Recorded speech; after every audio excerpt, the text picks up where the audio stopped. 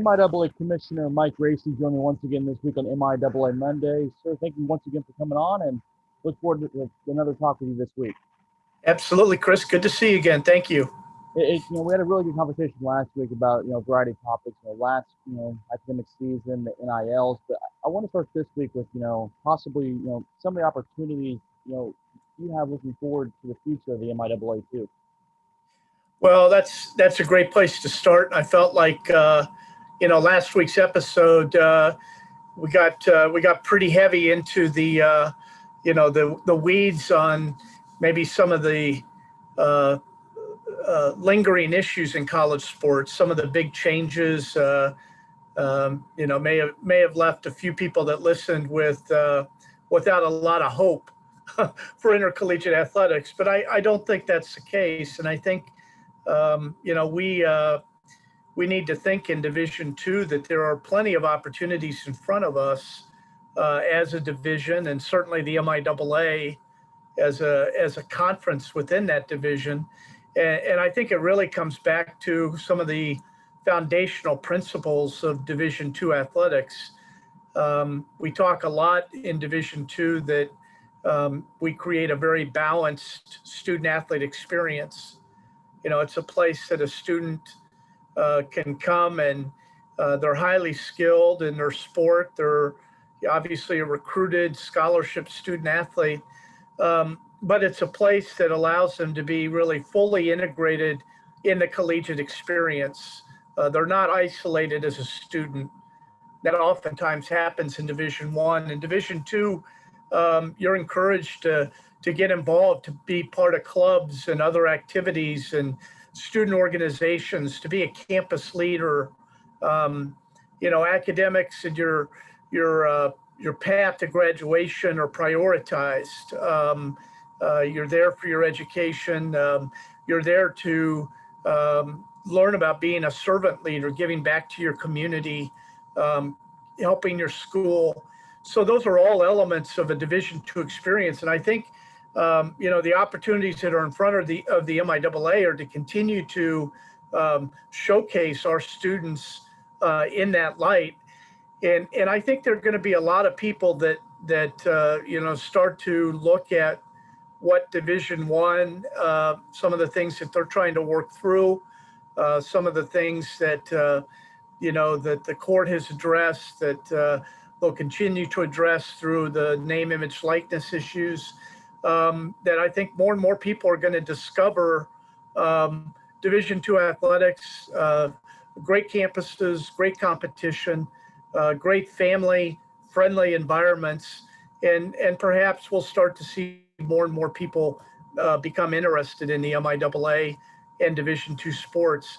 I think we're well positioned as a conference. We have obviously great schools, great competition, and the MIAA Network is a place that people, no matter where they're at in the world, they can tune in and watch an MIAA game, and it's affordable. The production is good quality. Some of the best Division II programs in the country. So I think the MIAA Network I think becomes that platform for us to continue to talk about the Division II student experience and find ways that we can reach new fans, new people that will be interested in Division II. In that same breath, I guess, kind of, what are some challenges, I guess, facing the MIAA too, moving forward? I'm sure there's challenges every year, but I guess what are some of the challenges facing, the MIAA moving forward now? Yeah, well, I think, it becomes increasingly more difficult, especially in a very competitive world, to find the resources that it takes to operate intercollegiate athletics at a very high level. And, our Division II schools are as competitive as it gets. And, our athletic directors will have to continue to find creative ways to tap into resources, whether that's through fundraising, sponsorships, partnerships, other local initiatives to remain competitive. So that becomes a challenge. I also think that just the disruption and some of the chaos we're seeing at the Division I level continues to create some uncertainties in Division II. What is the long-term impact of the transfer portal, and the opportunities, at least um, more publicized opportunities for student athletes that are very successful at the Division II level to have opportunities to leave and perhaps find places in Division I that they can compete. That continues to be a challenge. Certainly the unknowns that are out there that will hopefully start to get addressed this week with name, image, likeness. And, what does that look like in Division I? What does that look like in Division II? And, how do those worlds connect? And, what new challenges does that create for our membership? And then certainly some of the things that we got into last week with the Supreme Court decision and the Alston case that was decided by the court, and talking about some of the concerns that the court has as it relates to the NCAA or a group of conferences getting together and restricting areas of student athlete benefits. In the Alston case, it was educational expenses. But where's the next case? And what does that mean for Division II? What's that mean for the MIAA? What rules and regulations do we need to liberalize and pull some of those restrictions off? So, those are all challenges that they're all really unknowns. And, the biggest challenge is for us in the MIAA to figure these issues out pretty quickly and turn these to our advantage in figuring out how we can take some of these things and make sure that MIAA schools continue to recruit and get commitments from some of the best student athletes in the Midwest. You talked about the NIL, and I think people have kind of a week to digest. The Alston case is not really within the same parameters, but I think everybody's still kind of digesting everything with NIL, and then the Alston case of the Supreme Court. But you look at, I guess, NIL.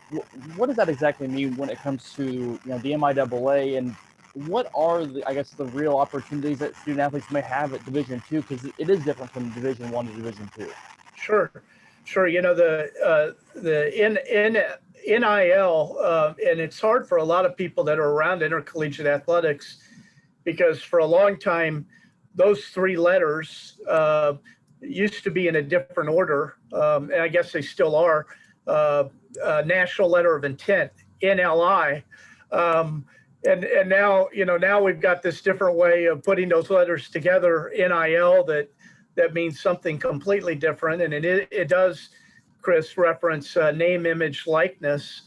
And it really, again, another case that the NCAA was involved in, where student athletes, sued the NCAA related to the NCAA's restrictions on the ability for students to monetize their name, image, likeness. And we saw, I think it was California was the first state that adopted state legislation and basically said, we don't care what the NCAA rule says, that if you're a state university in California, you're going to play by these rules for intercollegiate athletics, and those rules will permit a student athlete for him or her to be able to monetize their name or their image or their likeness while they're competing as a student athlete. And we've seen a number of suits, or a number of states that have followed California's lead on that, Chris. And in the states where MIAA schools are located, I think Nebraska and Oklahoma already have state laws in place signed by the governor. The state of Missouri has a law that's been passed that's waiting on the governor's desk for signature. Kansas is still working on this, but so we've got states in different places that really create a lot of confusion regarding what a student athlete can do. And we're hoping that this week that the NCAA starts to address that issue, to clear up states that don't have a name, image, likeness law, what student athletes can do, and states where, throughout the United States where there are differences, kind of where those boundary lines are that we need to be familiar with. But I think the opportunity that's in Division II, Chris, is real. I think that we'll start to see student athletes on our campuses, some that are already there, some that are in high school and that will be recruited, that have a certain skill, and perhaps they can use social media to help promote that. And in the marketplace, they'll find a way to earn some money doing that. I think a great example is currently there's an NAIA student athlete that competes in volleyball, and during the pandemic, she developed kind of a following on Instagram, I think, related to her do-it-yourself projects, where she would show people how to, convert an old shed to kind of a new hangout for her and her friends, and she did that on her own. I saw one where she had built her own backyard fire pit, and she's got 2.5 million followers. And when you have that many people following you, and you're pretty skilled at a hobby or craft, companies like Home Depot and Lowe's and others start to take notice of that, and before too long, you have an opportunity to make some money through sponsors and endorsements and advertisers, and that's going to be really the new world, Chris, for intercollegiate athletics. We're going to have students with that type of opportunity that will be on all of our Division II campuses.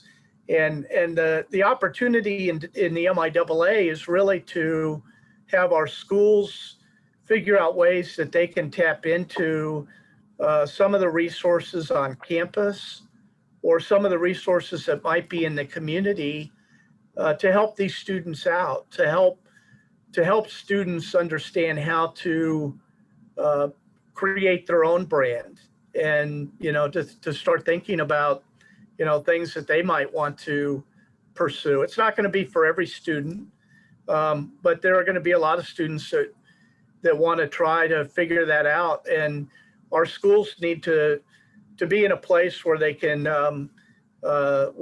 offer resources. Maybe it's a business school, maybe it's local resources, a bank or a financial institution that might help students with develop some skills related to financial literacy and investments and other issues. Maybe it's a local attorney that's able to, through a seminar, to help students understand how to set up their own business, or how they can negotiate a favorable contract.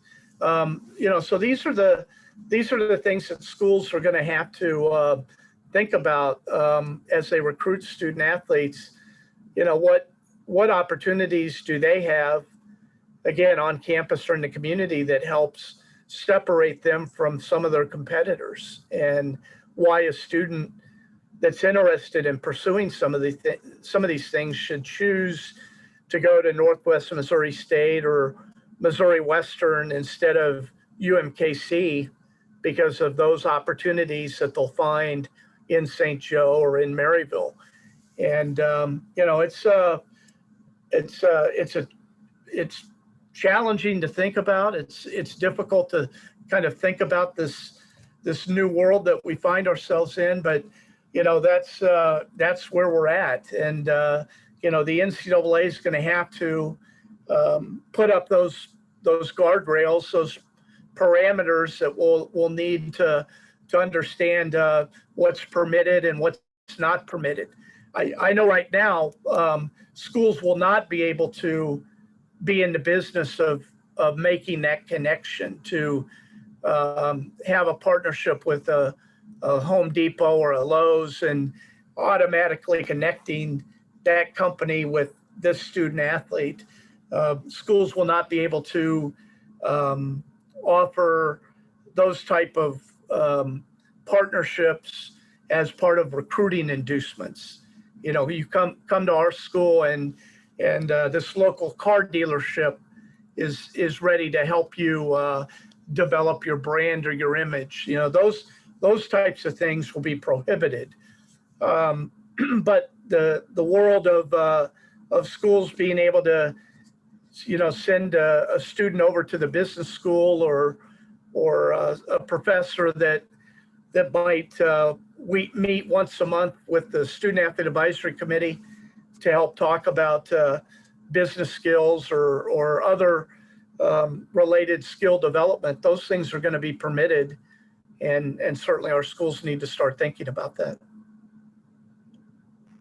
So I'll get you out of here on this kind of two-parter. Looking at the MIAA Network, it's rapidly been growing. I think, at least in my eyes, it kind of keeps expanding year in and year out. And with that, there's going to be costs to it. And I think some people may be concerned or don't like it, but at the same time, charging for it is nothing new for any type of business entity that has this. I guess the first part is what goes into charging fans, and the second part is what is your vision for the network moving forward? Yeah, Chris, thank you. I think one of the great things that has happened during the last 4 or 5 years is the development of the MIAA network and our partnership with Blue Frame Technologies out of Lexington, Kentucky. They have helped us develop really a state-of-the-art network platform that allows all of our schools to broadcast all of their games and put that content on the network. And this year it'll all be behind a paywall. And the reason that we've done that, putting those games behind a paywall, is that it's really a revenue opportunity for our member schools to generate some revenue from people that are watching these games at home and through the technology of our platform, being able to watch these games on their televisions. If they have Roku or Apple TV or Amazon Fire, all of those connect directly to the network and allow a mom, a dad, or a fan, or an alum or community member to sit on their couch in their living room and watch those games. Our parents of student athletes, they're used to this. A lot of high schools are charging a nominal amount to watch a game, and so it's not that different than I think what people are used to with other sports watching experiences. But we believe that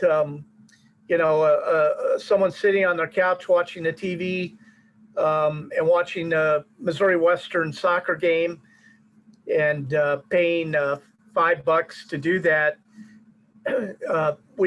our institutions, our athletic departments need that same type of revenue as charging someone to come in and watch that game in the stands. So that's really the philosophy. What our task is as a conference is to make sure that our people that are signing up to watch these games and paying a little bit of money feel like they're getting their money's worth. And we think that the facilities are watching, the student athletes, the caliber of play that they're watching, the expertise and the experience of our coaches, all of that is second to none, especially in Division II. So we're not worried about that. The challenge really becomes the broadcast part of this. our vision is not to have just a single camera mounted behind the screen at a baseball game or a softball game. The vision is really where we're at with many of our MIAA schools, and that's to have 3 to 5 cameras that are covering a baseball game. And, a couple of cameras down the line, maybe one mounted in center field, maybe a camera or two in the dugout that you can see what's going on there. And then, someone that's obviously directing and editing that game and deciding what cameras to show. We have to up our game. We need to bring our A game as it relates to announcers. We want students to have opportunities to learn from these broadcasts, but we need to have professional broadcasters that are calling these games. When it comes to perhaps linking to the radio call, or having other broadcasters that are there just for the network broadcast. So there are costs associated with all of those upgrades in broadcast quality and capability, and that's where some of this funding goes as well. That $5 to $10 you pay to watch a Northwest Missouri State baseball game, well, that money is going right back to Northwest Missouri State, and that allows them to figure out ways to enhance, whether it's a soccer broadcast or a softball broadcast or wherever they need to make some upgrades. So it's a real, it's a great time to have this network. We could be with some other platforms and have sold our rights as a conference and not really control some of the things that we're able to control by having our own network. We're kind of like a mini version of the Big Ten Network or the Southeastern Conference Network. And we're working on things, Chris, of having not just games, but perhaps studio show or pre-game show or post-game show. Some of the things that we've started to do at some of our championships. We need to find ways to make that part of the content that viewers get during the regular season, and really value added for the subscriptions they pay to be able to watch the MIAA network. But it's a great asset, a great tool, generates valuable resources for our membership, and a great platform to promote the MIAA. MIAA Commissioner Mike Racy, thank you so much for coming on. And there's probably a lot more we could get to, and there will be a lot more we'll get to. Just kind of keeping people interested. I don't know if they want to hear me talk for an hour and a half every Monday, but I enjoy talking to you every Monday. So this is a lot of fun, and looking forward to the next conversation too. Absolutely, Chris. You have a good week. We appreciate the opportunity to come on with you and talk about things going on in the MIAA and in Division II athletics. And fortunately, right now we're not short of content. We've got a lot to get through. So thank you for the platform. Of course, anytime. MIAA Commissioner Mike Racy.